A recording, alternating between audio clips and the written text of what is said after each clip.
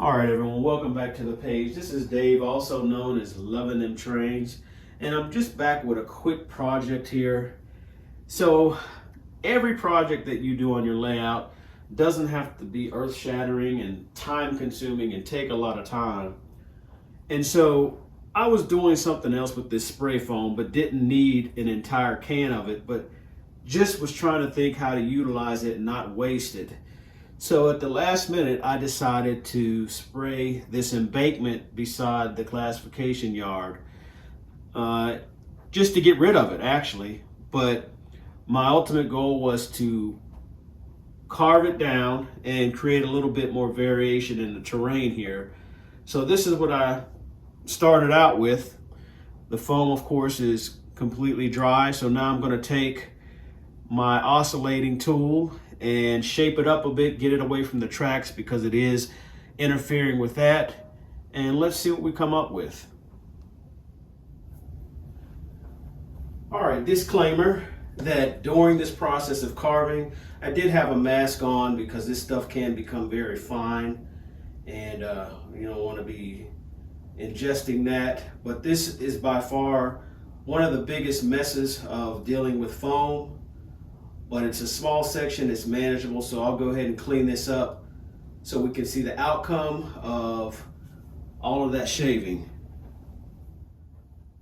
Everything is all cleaned up at this point.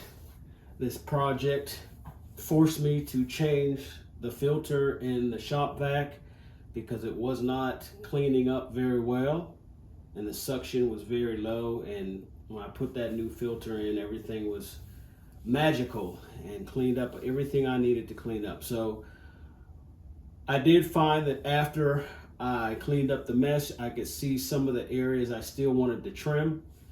And one test that we have to make is to see if a train will pass through. So that's coming, but I want to take you along to show you how you can form the new foam into the old and get it blended.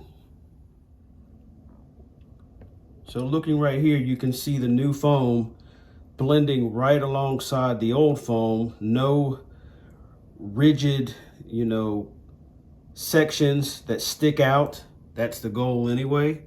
And I tried to do that, sorry about the bumpiness. Tried to do that all along here to just smooth it in. At this point, you can make a decision if you want to add some filler, something like SCULPTAMOLD or plaster in here to even blend that more. I'm not sure at this point if I'm going to do that, but that is a possibility. But I'm happy with how it is. Now the true test at this point is to run a train through here to make sure there are no major issues. The railroad would have cut all of this out to make way for the track and clearance for the trains. So I guess we'll follow that routine.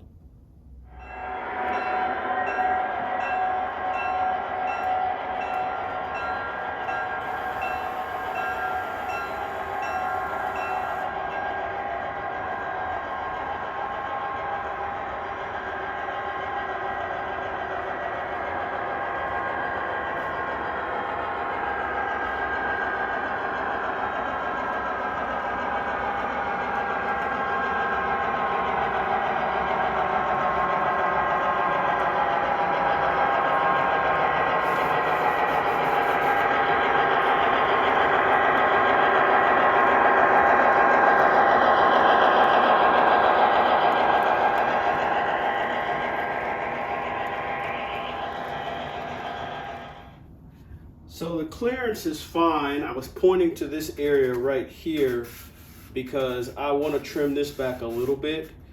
I think everything would be fine, but this gives me a red flag just in case I have any wider cars, which probably are not. This is probably fine, but just for my peace of mind, I want to cut this back because once you add the scenery in, and it looks good to you, you don't want to have to go back and chop it up if you don't have to. So I'm going to go ahead and try to take care of that now, and then we'll be ready to move on to the next step.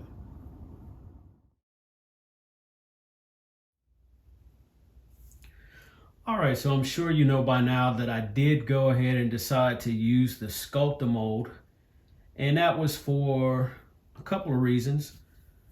Number one, it was to create a little more contour than what I had done with the foam originally. Not much, because for the most part I just covered the foam up, but there were some spots where I did a few additional undulations because this is a flat area. But the very main reason that I did that and added the SCULPTAMOLD was to smooth everything out and to blend it.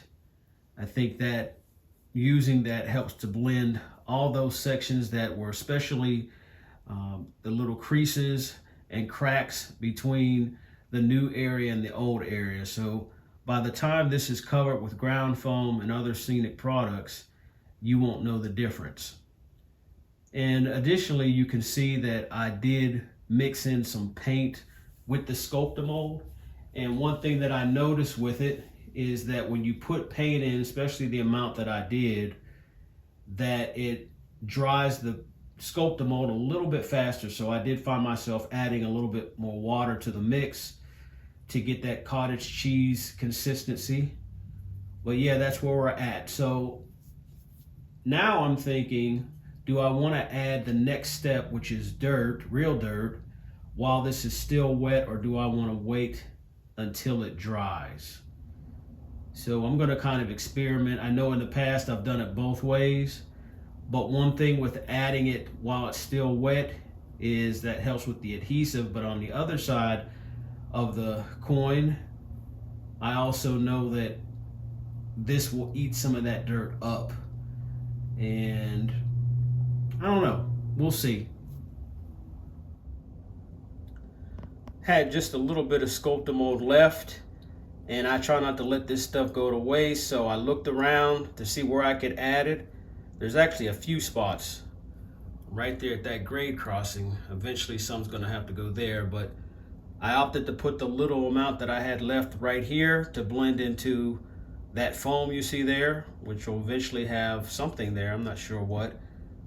But a good use of the product, especially when you have mixed up more than you need.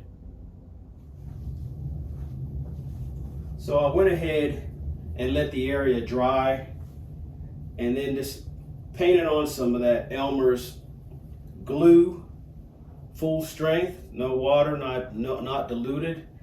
And then I added this dirt.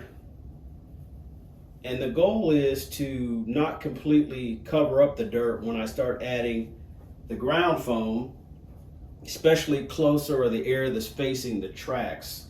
I want that to kind of seem eroded a little bit. Now eventually this whole, I'm calling it a berm, this whole berm will have a mixture of different textures, including some static grass. But I have a lot of work that I need to do in the yard, so I'm not going to do all of that right now. I just want it to look presentable and give the illusion that it's finished by adding the ground foam. So let me go ahead and get to that, and I'll be right back. All right, YouTube, that's going to do it for this scenic update. Just got enough going so that I can step away from it and work on some other projects. Probably will come back to it later and add a bit more scenery, such as some static grass, some small bushes, and probably a couple small trees. I don't want to do too much in this area because this is the front of the layout, and I certainly don't want to block the classification yard. But stay tuned, because I have a huge layout update coming up, as well as showcasing some new equipment that I've gotten for the railroad. So please take a moment to like, subscribe, and leave a comment, all that good stuff. And as always, this has been Dave, also known as Lovin' Them Trains. And until next time, later y'all.